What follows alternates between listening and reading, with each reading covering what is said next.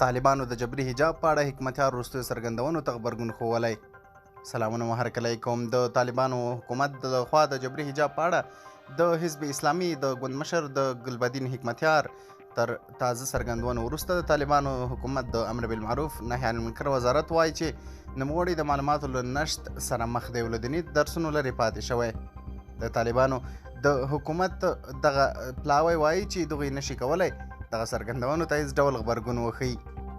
د طالبانو د حکومت لخوا پر ښځو د جبري حجاب په اړه د حزب اسلامي د مشر ګلبدین حکمتیار وروستیو څرګندونو ته غبرګون وروسته له هغې چې د حزب اسلامي ګوند مشر ګلبدین حکمتیار د طالبانو د حکومت لخوا د ښځو د جبري حجاب په اړه څرګندونې وکړې. د طالبانو د امر بالمعروف نهي عن المنکر وزارت ویان محمد صادق عاکف په خپل ټویټر پاڼه داسې لیکلي و چې د حزب اسلامي غړو به په کابل او پاکستان کې د شمشته په کیمپ کې هغه د خویندو په مخ تیزاب شیندل چې لوس و.